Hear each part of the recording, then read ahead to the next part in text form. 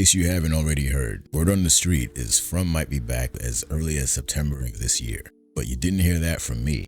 It actually comes from the teaser trailer that dropped on the MGM Plus YouTube channel about a month ago. Yes, I know, I'm late to the party. Fashionably late, but better late than never. So this little tease of season 3 is roughly 30 seconds long, but there are some interesting details if we look a little closer. I thought it would be a good idea to take a quick deep dive into the trailer. And while we're in the neighborhood, I thought it would be a good idea to also see what I could find on the Dogs of Fromville. Dogs of Fromville.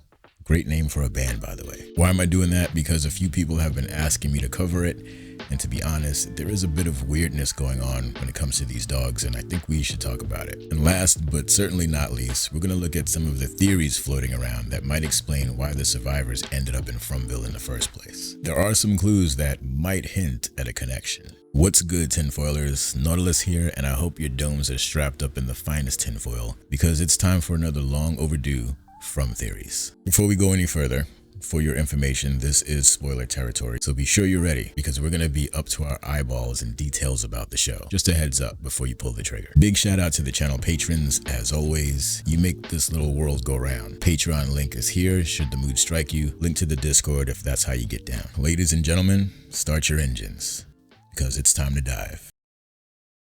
Let's go straight into that spicy little teaser trailer MGM Plus dropped about a month ago and get things started. The trailer starts out with some bleak imagery, the kind we've come to expect from a show like From. We start out with a shot of Boyd and Jade pulling a wheelbarrow with what appears to be a covered body in it. One of the first things you might notice here is that the snow is on the ground. Don't get too excited, it's just a light dusting, kids. You're still going to school today. Now, this is notable because according to Victor, who's been in this town for about 40-something odd years, well, he says he's never seen a season change. Victor gives us the impression that it's been summer for the entire time he's been there. Imagine the irony of having endless summer, but you gotta do it in Fromville. This fact leads us to an obvious question.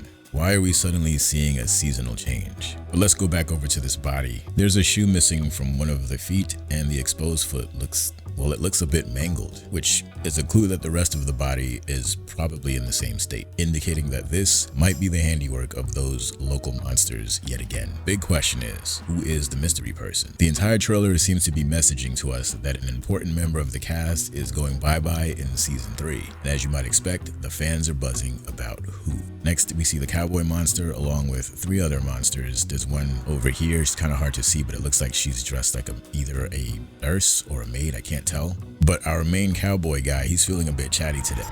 You said this place couldn't break you. That's what you said.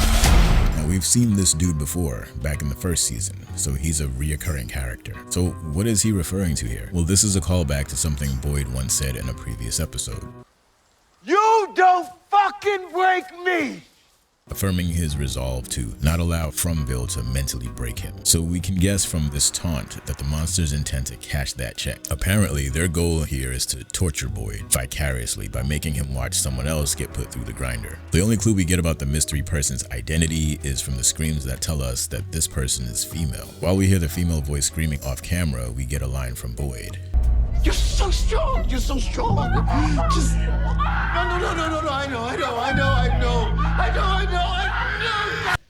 No, I know. You're so strong. Now, if you pair those words up with the amount of sheer terror in his voice, and you got something you might say to someone who's in extreme distress. You might say something like this as a way of comforting them or distracting them from the pain they're experiencing. You might also say this to someone who's in labor.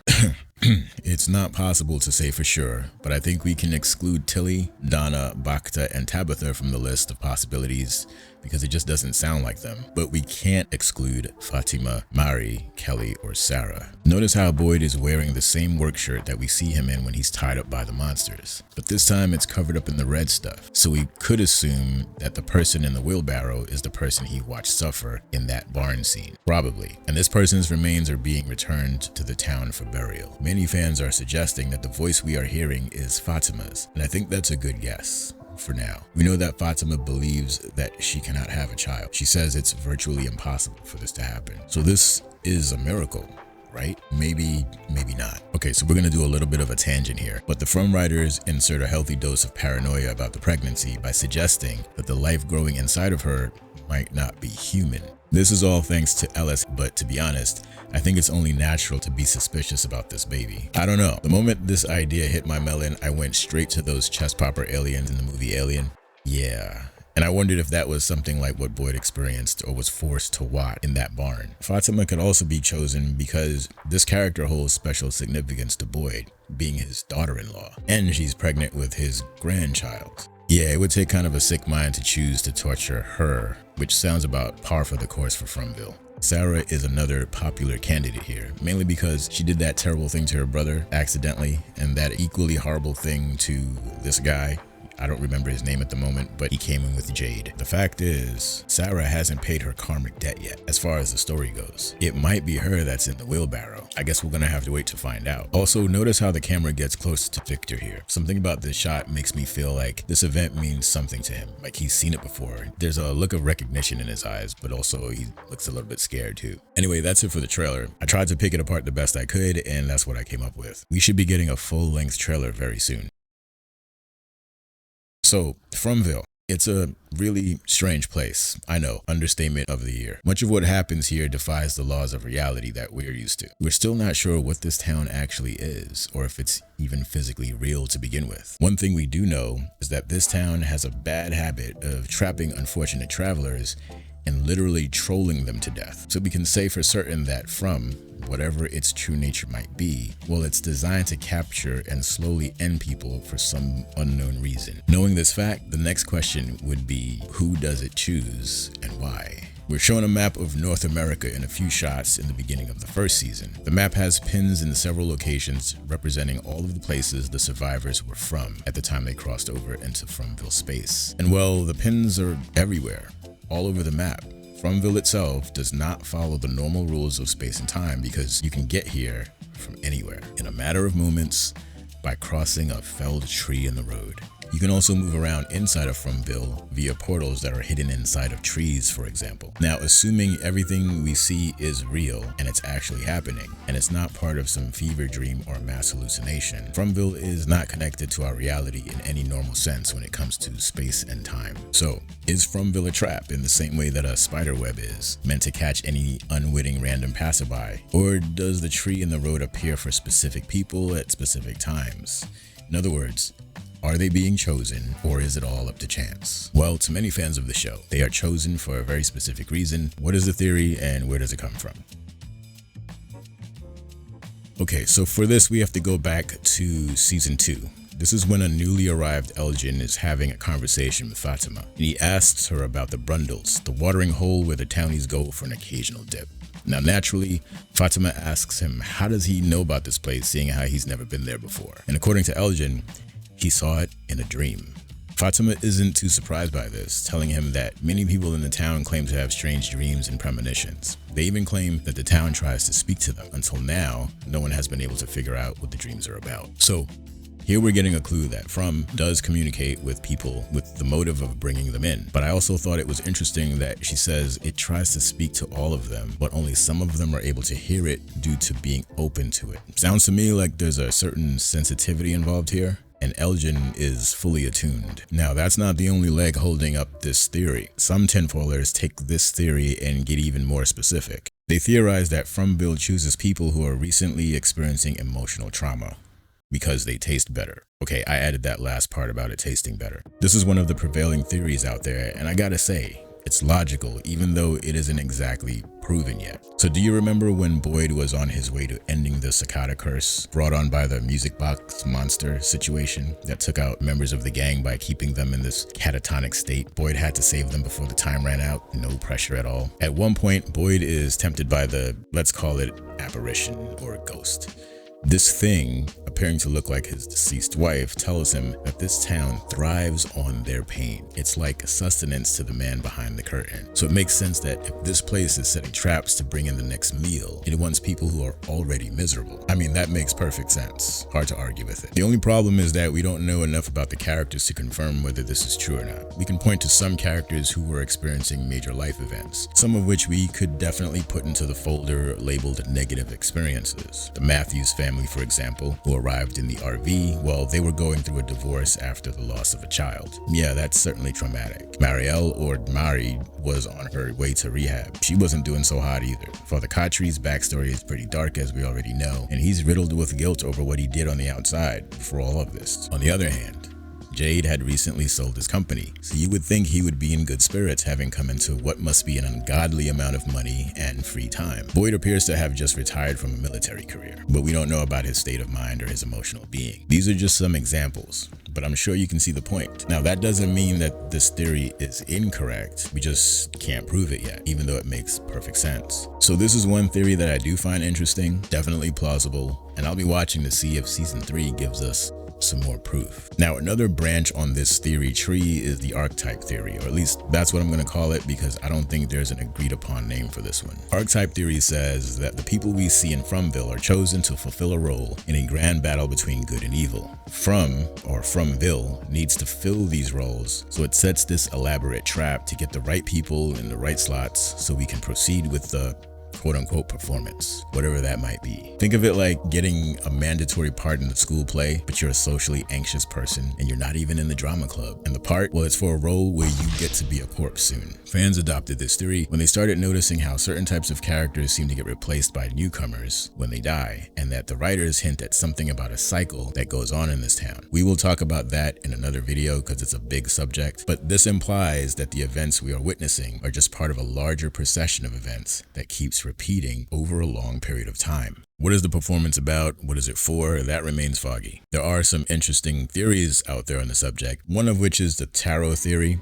Now, I will link to the original so you can check it out for yourself. It's far too large for me to cover here, and I wouldn't want to because the OP does a fine job of that himself. It's extensive and it gets deep into the weeds, but it's still entertaining to think about, even if it's not something you buy into. Personally, I like some of the theory. I find some of the core elements of this theory plausible, namely the idea that there's an age-old battle of wills taking place. I definitely get that vibe from the show. But this tarot theory involves early European colonists, Native American tribes, deities, witches, and tarot cards. I told you, it's a lot. I think some of it is too specific this early in the game, but the main themes behind it are very interesting to consider. All of these theories are good for one thing. They explain what Victor's drawings really are. It's a record of the past and images of the future all at once, due to the cyclical nature of things in Fromville. Many of his drawings foretell future events, while others seem to be recollections of the past or events we recently witnessed. But these things are probably repeating over and over again. If there is an actual repeating cycle of events, then these events have happened multiple times, and these images might be the key for our current set of survivors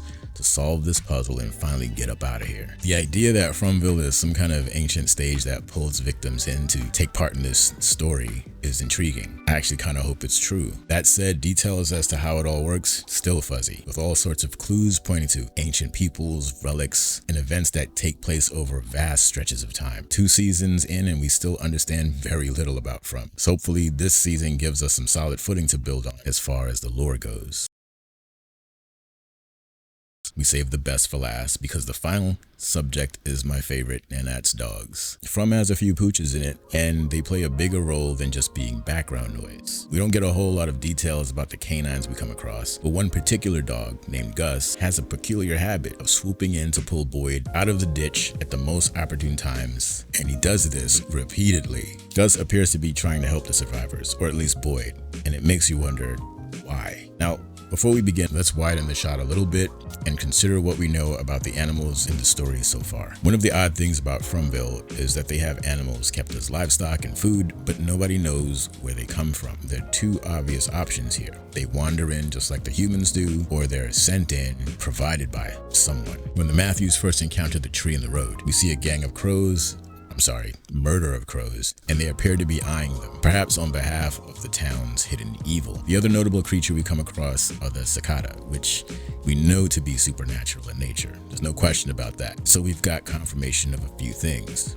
animals that act as observers, animals that act as guides, and animals that are supernatural. This leaves dogs open to being used in the same manner by the writers. Now, there is another dog-related scene we cannot ignore. This is when Victor has to fire a gun to scare off some wild dogs that surrounded Jim and Tabitha in the woods. Now, remember how this chain of events started? Victor takes Ethan into the woods, and while they're out there, they discover one of those portal trees. Victor is disturbed by the sound of dogs barking in the distance, which leads him to finding the dogs that surrounded Tabitha and Jim. Vic lets off a round and the dogs scatter. Once again, the dogs are looking kinda teed up, but it doesn't necessarily mean they're up to no good. But first, what gives here? Why are these dogs hostile while Gus is cool as he wants to be? Why would the dogs give Victor grief but seem to help Boyd out of a hot mess? It could be that the dogs aren't all in alignment when it comes to their duties. It could be that Gus is a special boy, and maybe he actually is some kind of guardian, while the other dogs are just regular dogs out harassing people in the woods,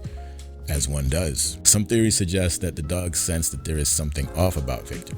You know this trope. An unnatural being enters the scene and the cats and the dogs hiss and howl because they recognize that something is off about this person. This could be what's at play here, and this would explain why some of them bark at him and appear to treat him like he's an enemy. But to play devil's advocate, it's quite possible that those dogs were meant to hold Jim and Tabitha so that Ethan could be found by them. It's interesting how this one could be played either way depending on what you believe already. I don't know what to believe here personally because for me, I need more, but it's definitely a curious situation.